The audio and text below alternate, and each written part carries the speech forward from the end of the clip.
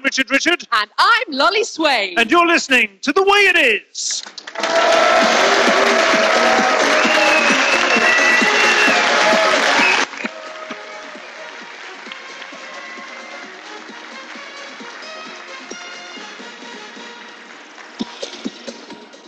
Headlines tonight. Buyers reprieved, still not believed. Russell Crowe has a go. False alarm at Foot and Mouth Farm. Gonorrhea panic. Teens are sex manic. And goon gone. Spike passes on.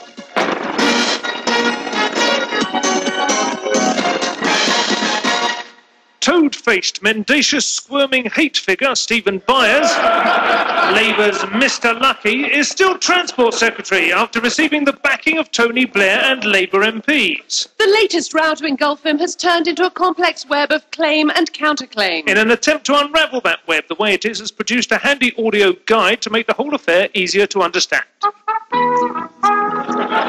Firstly, this is the row from Mr. Byers' point of view. Sixsmith resigned.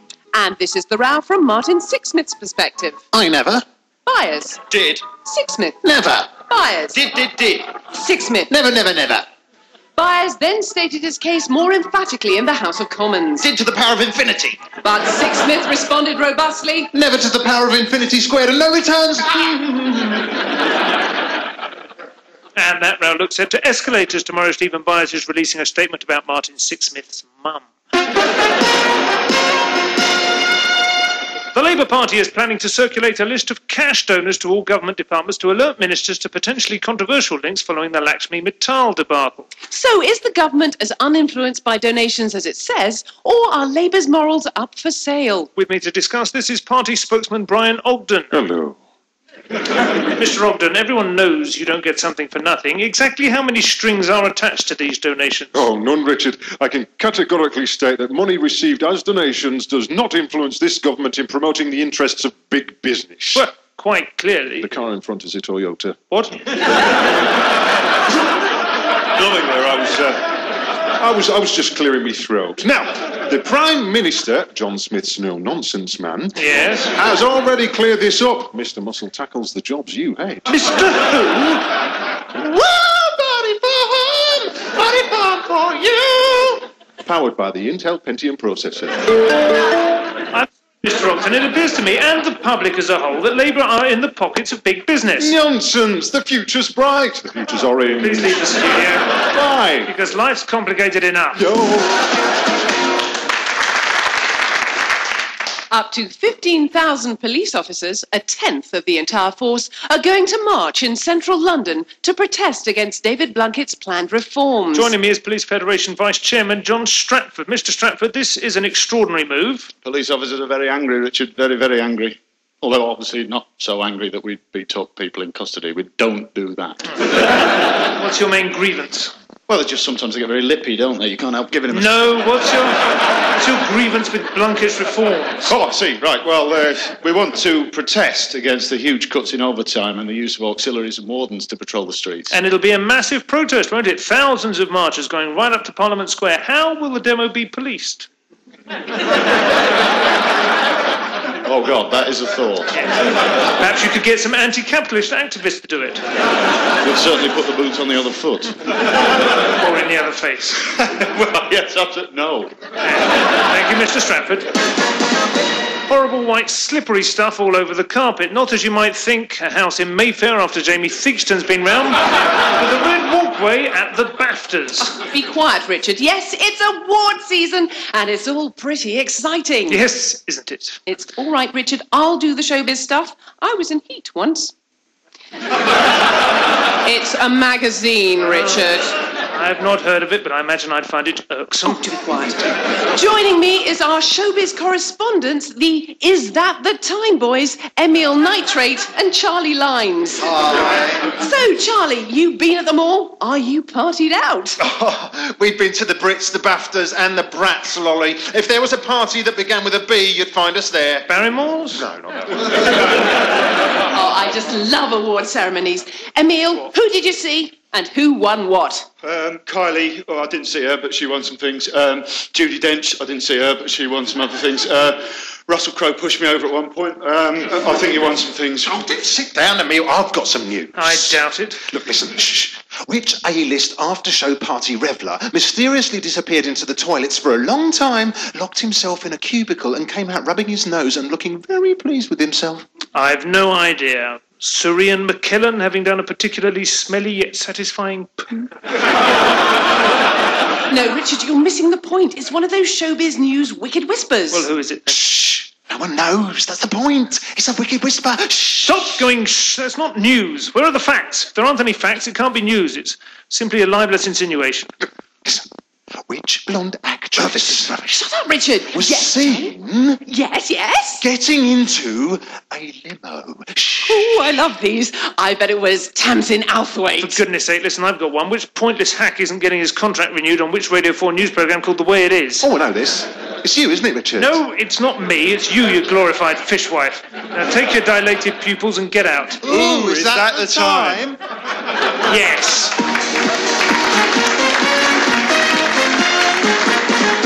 Anyway, Richard, how are the contract negotiations coming along? Well, they're cracking on apace, actually, Lolly. I've sacked my agent.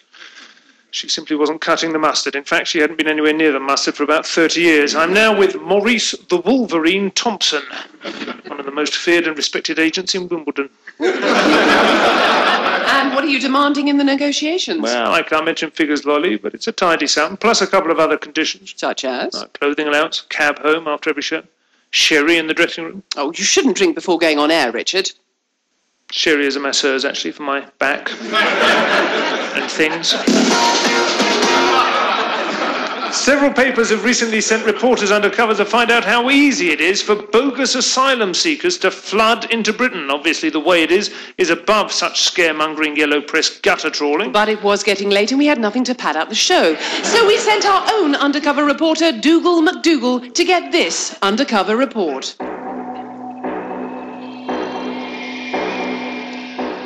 For centuries, the English Channel has, as the name suggests, channeled away foreigners from the English. But today I'll be asking, has the Channel become a funnel?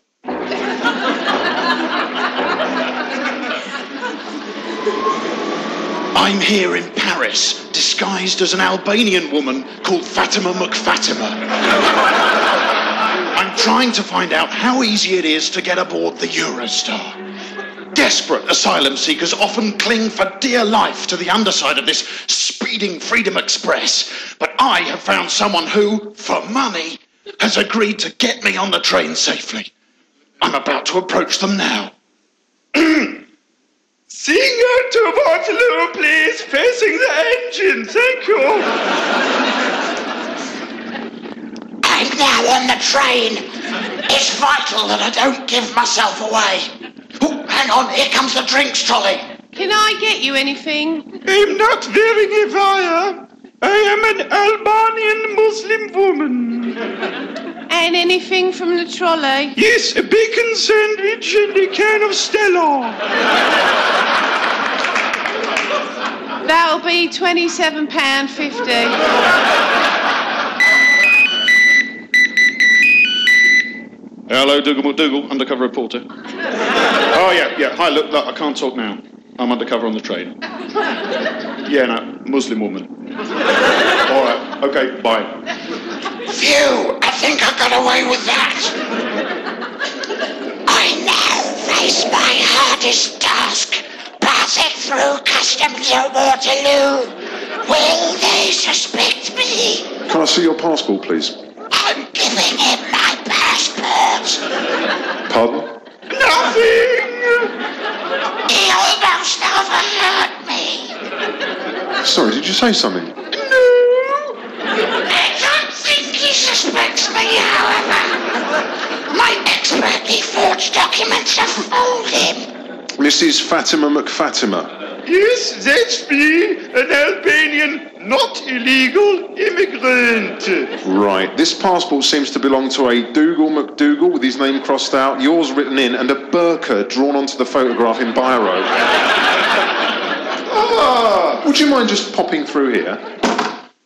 I've been taken into a small room. The walls are quite bare. There's a chair, there's a table. There are also 2 customs officials, one of who now appears to be putting on some gloves. Oh, my God!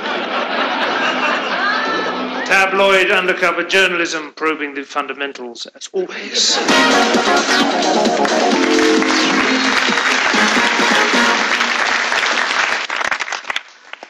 Congestion is in the nose this week. Lolliness.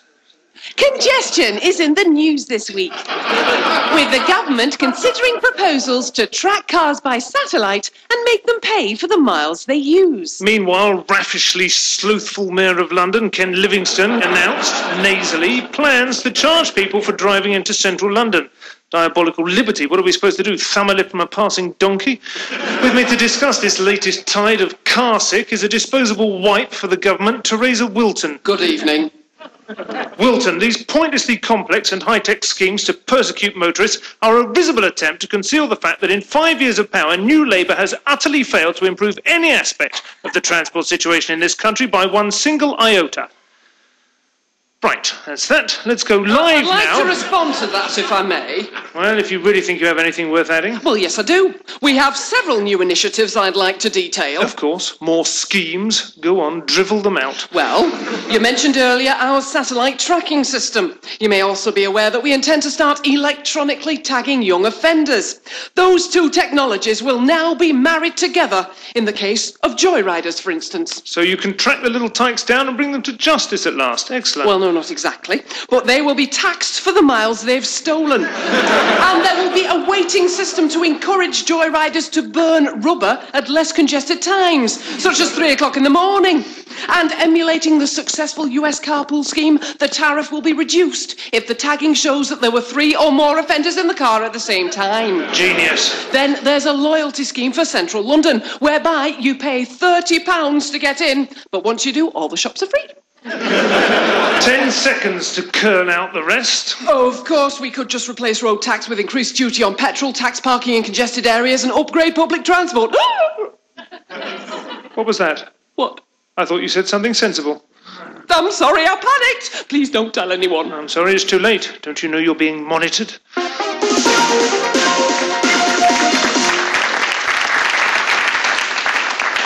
Squatly pockmarked Antipodean caveman Russell Crowe has been throwing his weight around again, duffing up the producer of the BAFTA ceremony coverage for cutting out a poem he read when accepting his Best Actor award. We may never know exactly what went on in the BAFTA backroom to which producer Malcolm Gary was whisked by the stroppy Aussie hardman, but as part of our policy of supporting young British artists, we've commissioned 23-year-old conceptual artist Sheila Fagan to produce this The Way It Is Russell Crowe sound collage.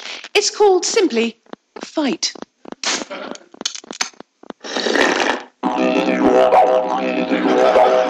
Where's my poem, you little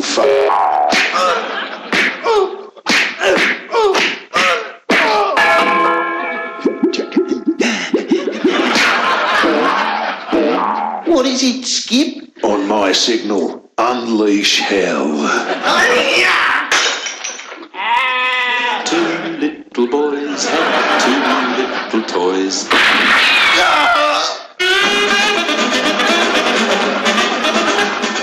Our Russell Crowe sound collage there. Sorry. Fat kids. They've always been a fair target for playground ridicule, but now the little porkers are starting to clog up doctors' waiting rooms. Increasing childhood obesity was blamed for the first cases of adult-type diabetes found in white teenage children last week. I bet the kids weren't hard to find. This obesity epidemic is of global proportions in more than one sense. I don't know why you're being so cocky. I've seen you adjusting your corset in the green room. That is not a corset, it's a cummerbund. Then why'd you wear it inside your trousers? It's a medical cummerbund.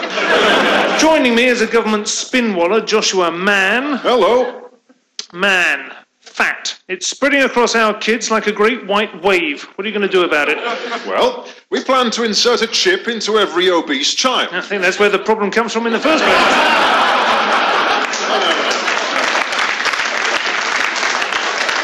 No, Richard, an electronic chip. A global satellite positioning system will then monitor the corpulent child. He or she, it's normally a he, will have to have his eating plans ratified in advance. Should he then attempt to consume, let us say, some unlicensed Doritos, he will receive a fine and ultimately may face having his stomach impounded. First cars, now fat kids. You people are obsessed with tagging it.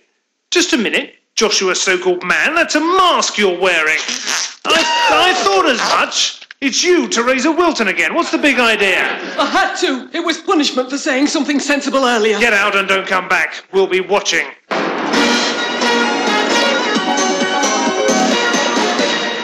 Time now for a classier sort of gossip, as Nigel Kempton presents A Load of Old Posh.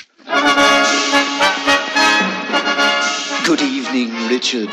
Much muttering this week of a rift between the 4th Earl of Tooting-Bec and his erstwhile cohort Candy Rippletits. Candy Rippletits? Oh, yes.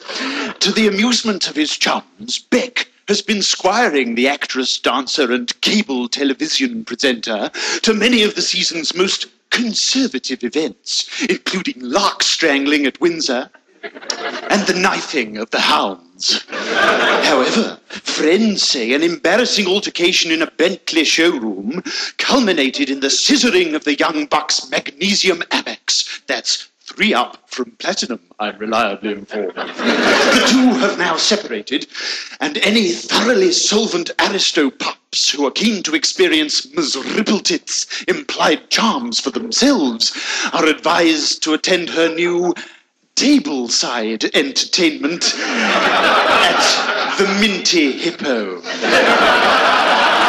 know I'd like to run my fingers over her. Any other tittle, Kempton? Yes.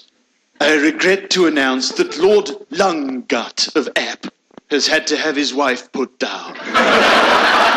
She fell at a tricky 5-bar during a point-to-point on his family estate of Wiltshire over the weekend. And though she struggled gamely and, well, she'd clearly broken a fetlock, leaving the distraught peer no option but to have a shot. It's the 3rd wife that App has lost in as many seasons. One tries not to form sentimental attachments, he says, visibly moved. But at the end of the day, one is only human. Too true, Richard. Too true.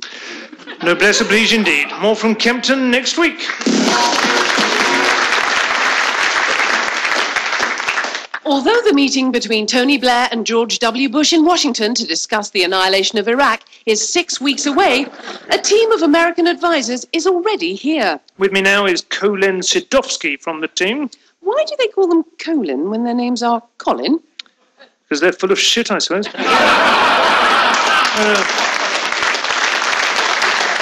Sorry, that's colon, isn't it? So, Colin, why are you proposing this war against Iraq now? Oh, we just can't leave it any longer. The president's father started it, and this president is going to finish it, and we want you Brits on board. Yes, sirree, Bob. That's Richard. So, Colin, what is your strategy? Well, the plan is to bomb the hell out of Baghdad. Well, that's outrageous. What about all the innocent Iraqis? Nah, nobody cares about them. We figure that fatalities could be as low as 20 million, and then the SAS go in and kill Saddam's favorite camel. Oh, why kill a camel? You see, ma'am, I told you, nobody cares about 20 million Iraqis. Nobody cares about you. Goodbye, colon. Curling gold. No, not the result of a high-fibre diet, but good news from the USA. Yes, as our triumphant Winter Olympics team returns, the news is that we've got... Gold! Yes, we got... Gold! And whatever else Salt Lake City 2002 will be remembered. And slept. Oh, not many want the English girl. Yeah, she did brilliantly. It's a great result for England there. Long live Sir George. Thank you, Mosley.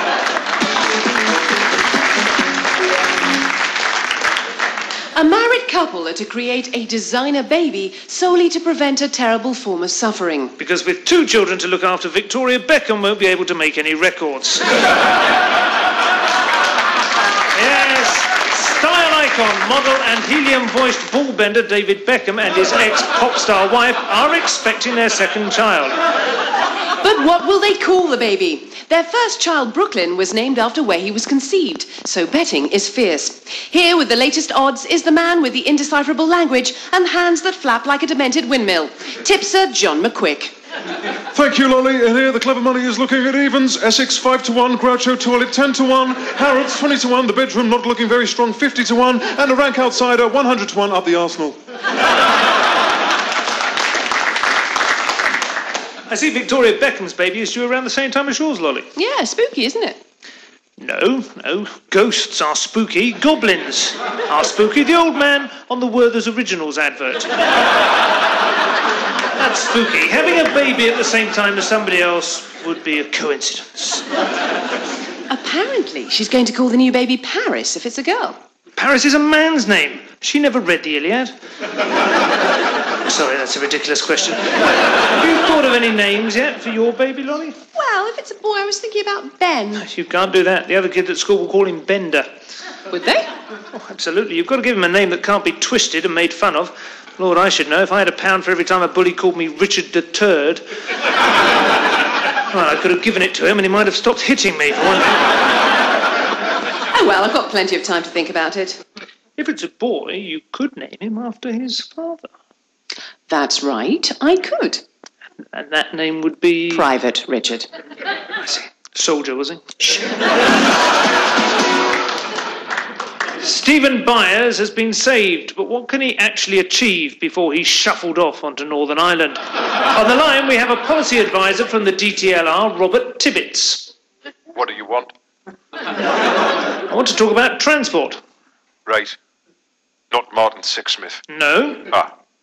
I want to talk about air traffic control. So far, you've blown £30 million on an air traffic control centre that was already £300 million over budget and 6 years late. I'd like to talk about the London Underground, which is going to be part privatised despite the wishes of the people of London, the Mayor of London, his Transport Commissioner, and 2 independent reports. I'd like to talk about a railway system that's in receivership and the worst traffic in Europe. Right. What is your department doing about any of the above? I have absolutely no idea. What have you achieved in the DTLR since the last election? Well, I've kept my job. Is that all you have to say? No, I could repeat the words of the permanent secretary. Which were? We're all completely That comes from the top. It's the most sensible thing I've heard all day. Time now for me to say hello to our Golden Jubilee correspondent, Jolly Dave Jolly. Hi, Jolly Dave.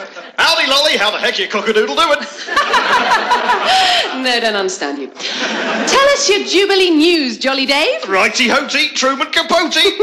What? I don't know.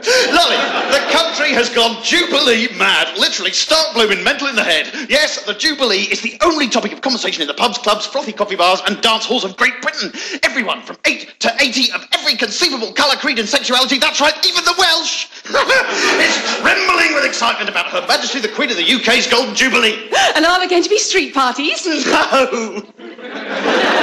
None at all? None organised so far, Lolly, but it's still early days. Buckingham Palace have told me that they believe people might be simply too hugely excited about the Jubilee to actually get around to doing anything.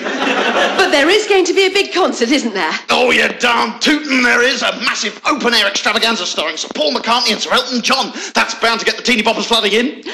Robbie Williams, though, has declined to perform, hasn't he? Yes, I'm afraid Robbie is simply too busy on the day of the concert. He's cleaning out his shed, sadly. Well, it all sounds tremendously exciting, Jolly Dave, and you'll be back to keep us updated on all the Jubilee news? I'm afraid I won't. I'm emigrating to New Zealand tomorrow because I hate the Queen.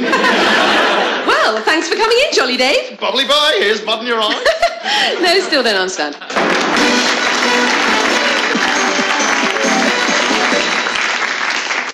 Hooray! It's time now for another chance to buy one of our ever-popular topical news plates. Here's this week's Tawdry Chat. Once again, The Way It Is has teamed up with one of the UK's leading unemployed alcoholic plate painters to bring you the Axis of Evil news plate. Lovingly mass-produced by slaves in a Vietnamese sweatshop, this charmingly costly plate depicts Western democracy's battle with the foreign forces of Satan. The The central image shows a grinning American President George Bush struggling to comprehend just about everything, while firing a massive gun in the shape of dead cowboy John Wayne. And next to George is a barely recognisable daub of Tony Blair, kissing the president full on the mouth and saucily loosening his belt. In the background, we can glimpse the countries that make up the axis of evil: Iraq, Iran, North Korea, and, because our plate artist was drunk, Belgium. Lovely. And lastly, in the top corner is a beautiful image of the Diana, the Princess of the Wales, gazing down at Saddam Hussein's supergun in doe-eyed fascination. This plate can be yours for the very reasonable price of your firstborn child. But remember that the way it is not responsible for any injury, death, or septic rash that may result from touching this plate. Rash, yes. Yes.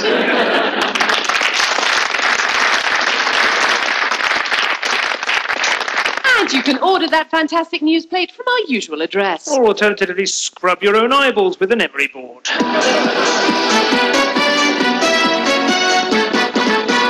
Just time now for your letters and emails. Gillian Oxpleasure of Welling says, Martin Sixsmith looks like a man who used to be a model for my knitting patterns. So, I like him. Stephen Byers, on the other hand, looks like a Nazi doctor.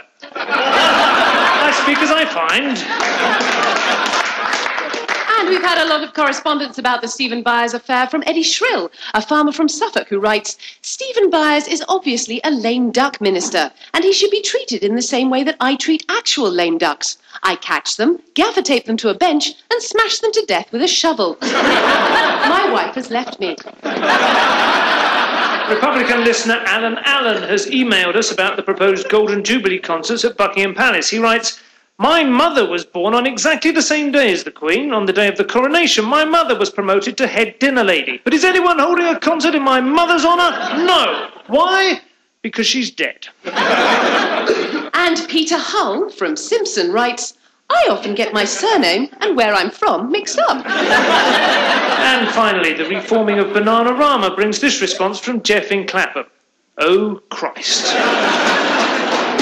I'm Richard. And I'm Lolly Swain. And that was The Way It Is.